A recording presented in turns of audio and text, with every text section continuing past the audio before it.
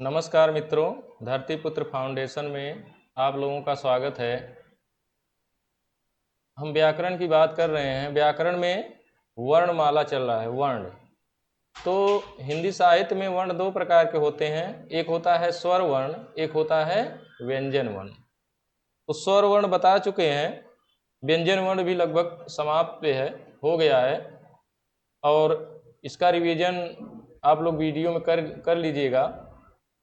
आइए आज हम बात करते हैं वर्णों के उच्चारण स्थान पे, कि कौन सा वर्ण कहाँ से बोला जाता है। स्थान मतलब उसका स्थान क्या है, उच्चारण स्थान क्या है।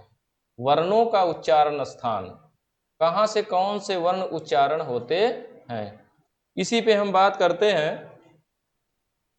अभी तक हम जो पढ़ाए थे वहाँ स्वर के भेद, स्वर कालमान के आधार पे स्वर के भेद, फिर इसके बाद पढ़ाए थे जिह्वा के आधार पे, मुख के आधार पे, ओष्ठ के आधार पे। फिर इसके बाद बात किए थे हम प्रयत्न के आधार पे, अभ्यांतर प्रयत्न और बाह्य प्रयत्न। अभ्यांतर प्रयत्न बताए थे आपको स्पृष्ट, ईषद स्पृष्ट, विपरीत, ईषद विपरीत और समृत। बाह्य प्रयत्न बताए थे विवार, संवार, श्वास, नाद, घोष, अघोष, अल्पप्राण, महाप्राण, उदात, अनुदात और स्वरित। आइए हम आज बात करते हैं उच्चारण स्थान पे, वर्णों का उच्चारण स्थान।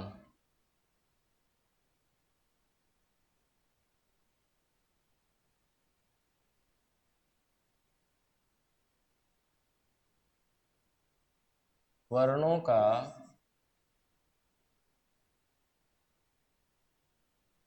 उच्चारण स्थान, कि कौन कौन से वर्ण कहाँ से उच्चरित होते हैं। वर्णों का उच्चारण स्थान, ठीक। वर्णों का उच्चारण स्थान में हम बात करते हैं तो 8 प्रकार के होते हैं। कितने प्रकार के? 8 प्रकार के उच्चारण स्थान होते हैं जहां से वर्ण उच्चारण होते हैं। संस्कृत की बात करेंगे तो उसमें सूत्र चलता है। हिंदी की बात करते हैं इसमें आप लोग उसको समझेंगे अभी तो समझ में आ जाएगा कहाँ से कैसे इसका उच्चारण स्थान हो रहा है। मान लीजिए हम वर्णमाला लिखते हैं यहाँ अ से लेकर ज्ञ तक, तो वर्णों का उच्चारण स्थान कंठ है। अगर कंठ, तो कंठ से क का उच्चारण स्थान होता है। जितना क वर्ग है, क का जितना भी परिवार है, क के परिवार में 5 सदस्य हैं, क ख ग घ ङ, तो 5 सदस्यों का उच्चारण स्थान जो है कंठ से होगा। ङ का जो उच्चारण स्थान है नासिका से होता है, लेकिन कंठ से तो आवाज निकलेगी, कंठ और नासिका को लेकर होता है, ठीक, ङ का। फिर इसके बाद बात करते हैं हम, जब देखिए यहां पहला है क वर्ग,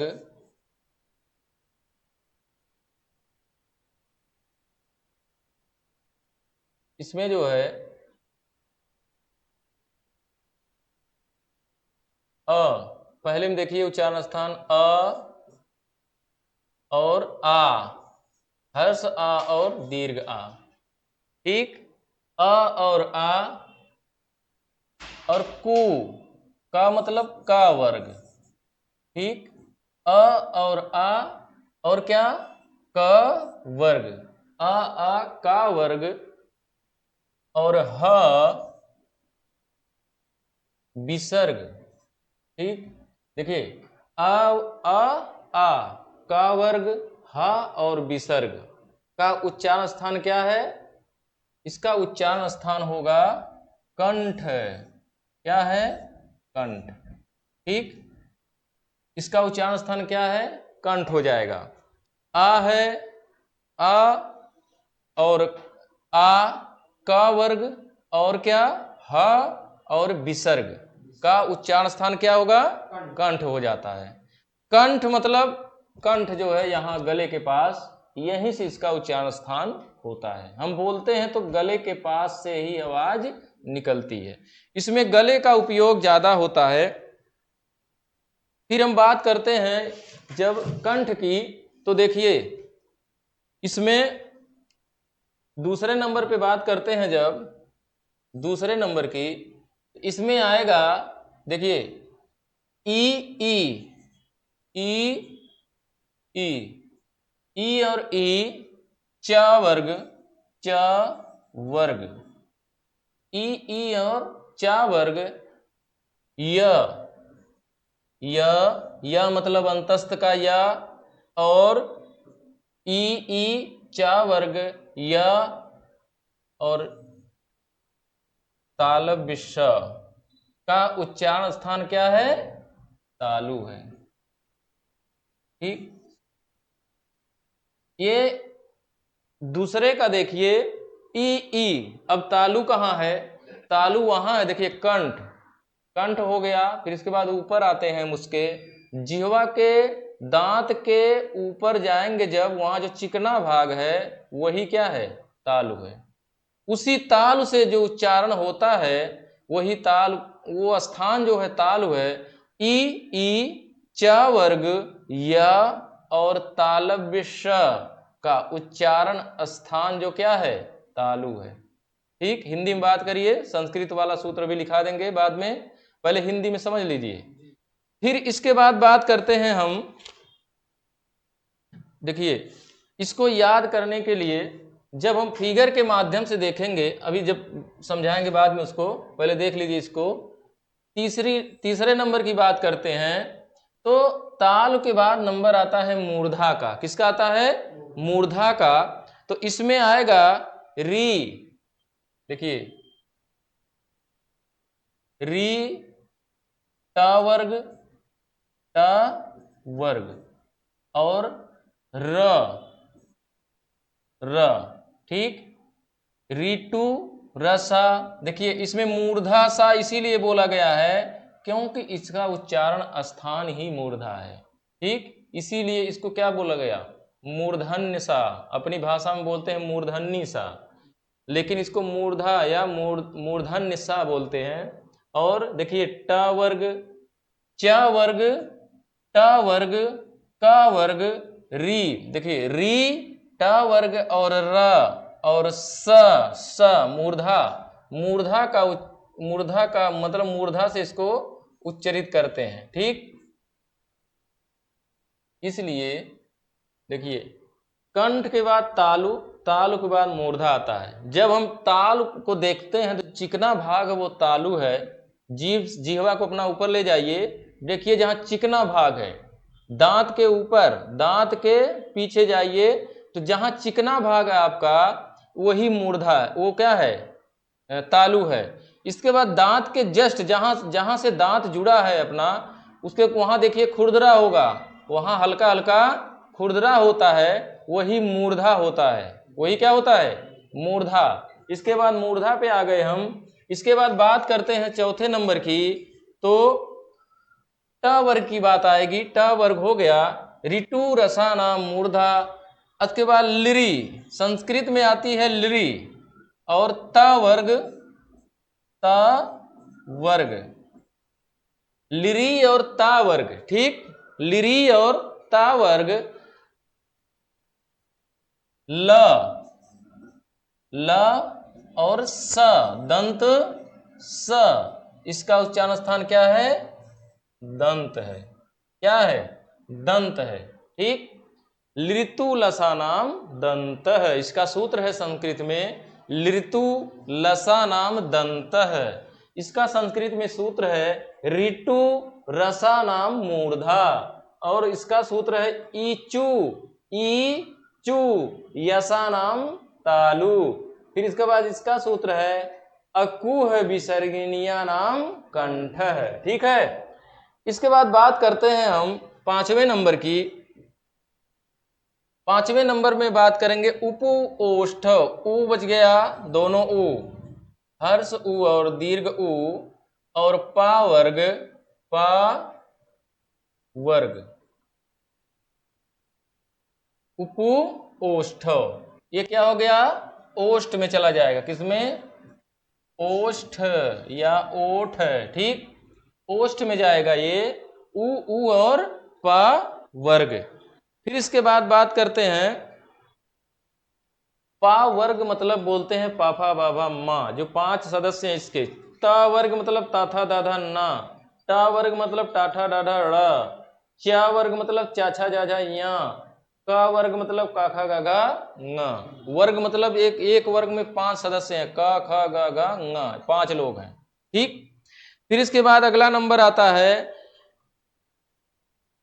कंठ और तालु।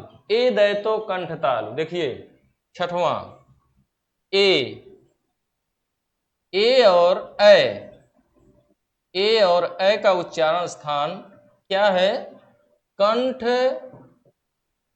और तालु है, कंठ और तालु।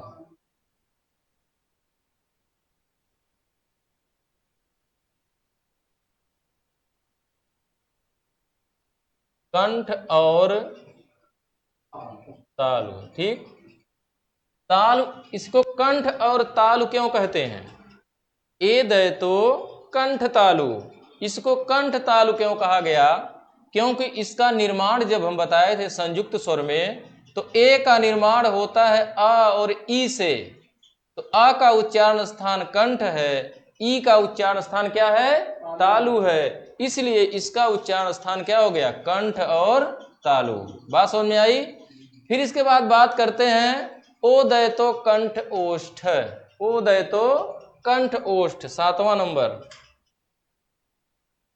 नंबर है ओ और औ का, ओ और औ का, इसका उच्चारण स्थान है कंठ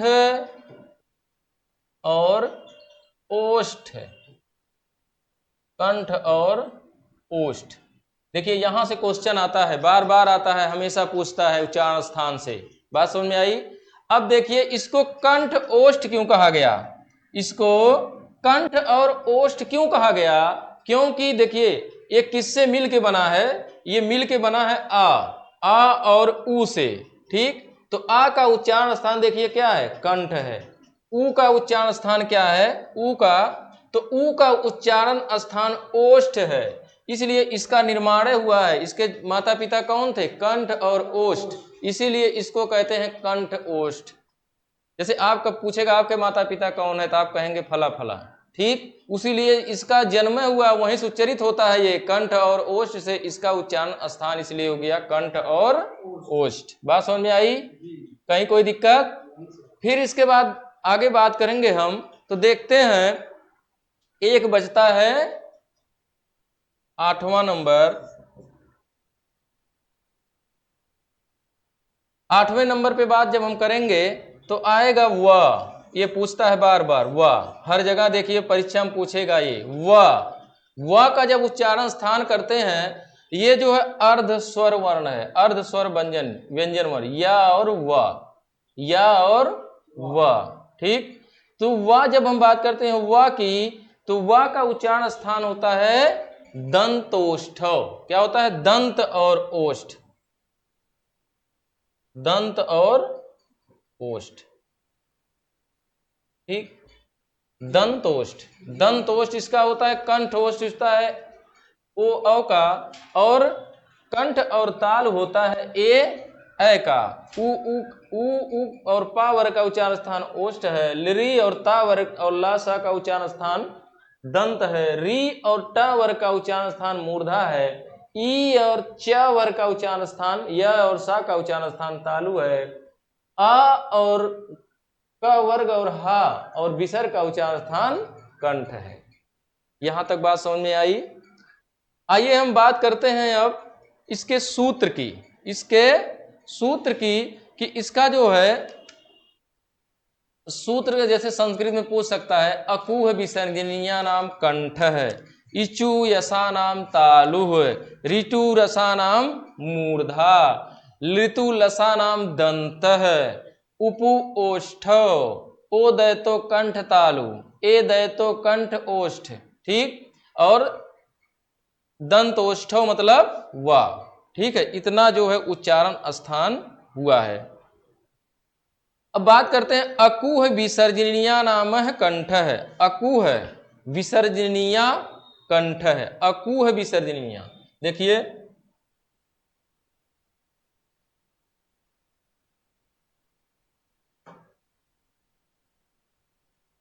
इसका है अकूह विसर्जनीयम। अकूह विसर्जनीया। नामः कंठ है अकूह विसर्जनीया।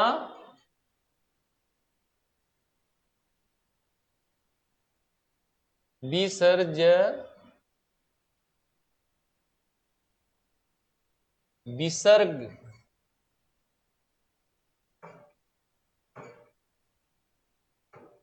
अकूह विसर्ज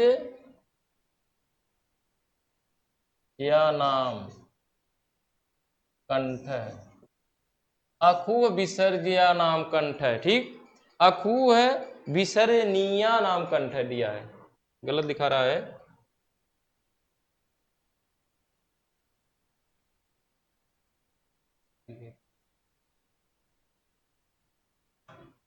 अकूह विसर्जनीया नाम, अकूह विसर्जनीया नाम कंठ है। अकूह विसर्जनीया नाम कंठ है। इसके बाद दूसरे जब बात करेंगे, इचु यसा नाम तालु। इचु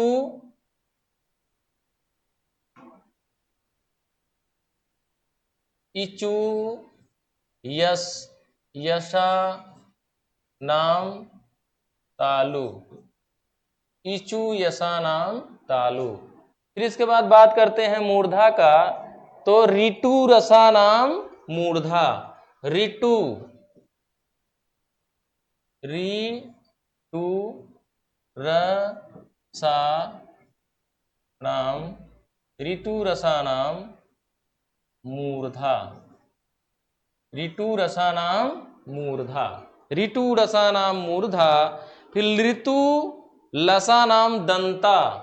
ऋतु ऋतु लसा नाम, ऋतु लसा नाम दंता। ठीक, दंत। फिर इसके बाद है ए दैतो ओष्ठव। ठीक, उपु ओष्ठव। उपु मधीनिया नाम ओष्ठव, उसको उपु ओष्ठव कर सकते हैं। उपु ओष्ठव, उ ओष्ठव, उपु ओष्ठव। उ और पा वर्ग ओष्ठ में आएंगे। ठीक, फिर इसके बाद ए दैतो कंठ तालु। ए दैतो कंठ तालु। ए दैतो, ए दैतो, ए दैतो कंठ तालु। ए दैतो कंठ तालु। फिर इसके बाद आता है ओ दैतो कंठोष्ठम। ओ दैतो, ओ दैतो कंठोष्ठम। कंठोष्ठम, ओ दैतो कंठोष्ठम। ठीक, ओ दैतो कंठोष्ठम। वकारस्य दंतोष्ठव। दंतोष्ठम, वकारस्य दंतोष्ठम। वकारस्य दंतोष्ठम। वकारस्य दंतोष्ठम। वकारस्य दंतोष्ठम। वकारस्य दंतोष्ठम। ठीक, वकारस्य दंतोष्ठम। ये जो है संस्कृत वाला है, इसको याद रखिए कि कौन सा उच्चारण स्थान कहां से है। अभी आगे और है, देखिए छठवें नंबर, आठवें, नौवें नंबर, कितना हुआ, आठवें के बाद नौवें नंबर पे बात करते हैं जब, तो नौवें नंबर पे आता है, इसमें नौवां नंबर, नौवां नंबर पे आएगा पंचमाक्षर अनुनासिका च। पांचवा अक्षर का उच्चारण स्थान अनुनाद। बार बार पूछता है ये कि पांचवें अक्षर का उच्चारण स्थान क्या है। ठीक, तो होगा यम गणना नाम नासिका च। यम गणना नाम नासिका च। आप लोग पहले हिंदी में देखिए, हिंदी के माध्यम से देखेंगे जब, तो अंगा या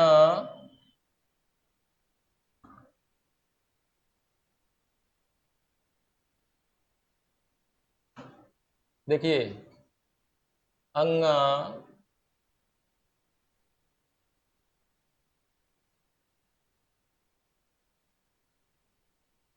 य अंगा य ड़ न म अंगा य ड़ न और म का उच्चारण स्थान क्या है? नासिका है। नासिका, नासिका मतलब नाक होता है, नाक। ठीक, इसको हम बोलते हैं तो ज्यादा जो हवा है, ज्यादा जो ध्वनि है, जो आवाज निकलती है वो नाक से माध्यम से निकलती है। जब पंचमाक्षर का उच्चारण करेंगे हम तो उसको जब हम बोलेंगे तो ज्यादा जो ध्वनिया है, ज्यादा जो आवाज है किसके माध्यम से निकलेगी? नाक से माध्यम। इसलिए इसको कहते हैं यम गणनम नासिका च। ठीक, नासिका से बोला जाता है। फिर इसके बाद होता है एक ओ दय तो बता चुके, अनुस्वार। एक आता है अनुस्वार। देखिए, अनुस्वार का उच्चारण स्थान जो होता है अनुस्वार, इसका भी उच्चारण स्थान क्या है?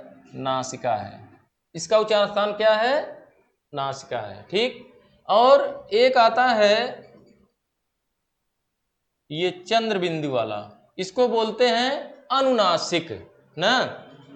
ठीक, अनुनासिक वर्ण, पंचमाक्षर नासिका च। कहीं कहीं पांचवा अक्षर के जगह पे अनुस्वार का प्रयोग होता है, श्याम सुंदर दास ने इसका विधान किया था। फिर इसके बाद ये जो चंद्र बिंदी वाला है, इसका उच्चारण स्थान होता है क्या?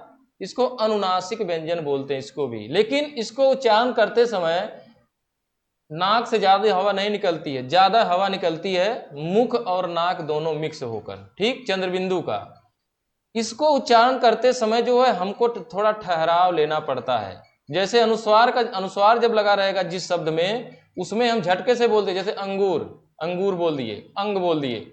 लेकिन जब हम चंद्रबिंदु लगा रहता है अनुनासिक जिसमें, उसमें उसको हम थोड़ा ठहर जाते, जैसे गांव, गांव, आंख, आंख। देखिए थोड़ा सा हम क्या स्थिर होते हैं, वहां हमारे उच्चारण स्थान में थोड़ा क्या आती है?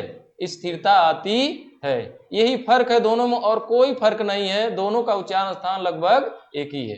ठीक है, अब ये हो गया क्या? उच्चारण स्थान। हमें हमारे समझ से अब कुछ नहीं बच रहा है उच्चारण स्थान में कि देखिए एक बार रिवीजन कर देते हैं इसको। देखिए उच्चारण स्थान पूछेगा, वर्णों का उच्चारण स्थान, तो पहला आएगा कंठ, तो इसका है अकू विसर्जनीय नाम कंठ है। इसमें जो आ आएगा, आ का वर्ग और हा और विसर्ग। इसके बाद नंबर आता है तालु का, तालु जो आता है इचु यसा नाम तालु, ई चा वर्ग य और श का उच्चारण स्थान क्या है? तालु है। ऋतु रसा नाम मूर्धा, तो री ट वर्ग और र और स, ये मूर्धन्य सा है, इसका नाम क्या है? मूर्धन्य सा। इसका नाम क्या है? इसका नाम मूर्धन्य सा है। इसका नाम तालव्य सा है, पहले वाली वीडियो में बताएं। इसका नाम दंत सा है। ठीक, हा का पूछता है उच्चारण स्थान, हा को देखते रहिए, उच्चारण स्थान इसका पूछता है। इसको काकल्य वर्ण है, सब बता चुके हैं। फिर इसके बाद ई और चा वर्ग का उच्चारण स्थान ये है। फिर उ और पा वर्ग का उच्चारण स्थान ओष्ठ होगा। ए का उच्चारण स्थान कंठ तालु है। ओ का उच्चारण स्थान ओष्ठ है। वा का उच्चारण स्थान दंत और ओष्ठ है। आइए बात करते हैं आगे। जब तो यम गणनम का उच्चारण स्थान नासिका है, अनुस्वार का उच्चारण स्थान नासिका होगा, और अनुनासिक का उच्चारण स्थान नासिका और कंठ दोनों होगा। नासिका और कंठ। ठीक, यहां तक बात हो गई। आइए हम फिगर के माध्यम से जान लेते हैं इसको। जैसे मान लीजिए हमारा मुख है, ये क्या है? ये गला है। ठीक, यहां से कंठ की शुरुआत हो जाती है मान लीजिए, तो आगे हमारा क्या है? ये मुख बन गया। ठीक है, अब यहां मान लीजिए दांत है और यहां ओष्ठ है आगे। ठीक है, तो दांत जो हमारा है, ये जो दांत है, दांत अंदर, ये आगे जो है, ये जो आगे है, ये हरा वाला, ये मान लीजिए ओष्ठ है, ये दांत है। दांत के ऊपर जब जाएंगे हम, दांत के ऊपर, तो यहां मान लीजिए जो पीले में हम बना रहे हैं, ये ये जो है आपका मूर्धा हो गया। यहां जो चिकना भाग है, ये जो चिकना भाग है, ये हमारा क्या है? ये तालु है। ये क्या है? तालु है। और ये हो जाएगा क्या?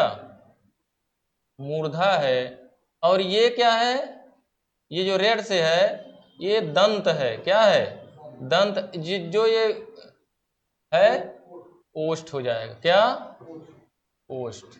ठीक, यही उच्चारण स्थान है। इसके बाद यहां की बात करते हैं, यहां की, तो ये क्या है? यहां की अगर बात कर लें, यहां की, तो ये कंठ हो जाएगा। क्या हो जाएगा? कंठ। ठीक, ये कंठ हो गया। और ये हमारी जिह्वा जब चलती है तो जिह्वा का स्पर्श जो है यहां से होगा तालु होगा, यहां से होगा मूर्धा हो जाएगा, यहां से होगा दंत होगा। आवाज जब यहां से बिना किसी बाधा के निकलती है तो कंठ का उच्चारण स्थान हो जाता है। ठीक, अब यहां आप लोग देखिए, कंठ से बोला जाता है आ, क वर्ग और ह और विसर्ग। ठीक, इसके बाद बात करते हैं तालु की, तो ई च वर्ग और क्या बोलेंगे? य और तालव्य स। इसके बाद मूर्धा की बात करेंगे तो री ट वर्ग, सब बता चुके हैं, पहले देख लीजिएगा। री ट वर्ग र और मूर्धन्य स। इसके बाद दंत की जब बात करते हैं हम, तो आता है इसमें लिरी ता वर्ग ल और दंत सा। इसके बाद बात करते हैं ओष्ठ का, तो उ प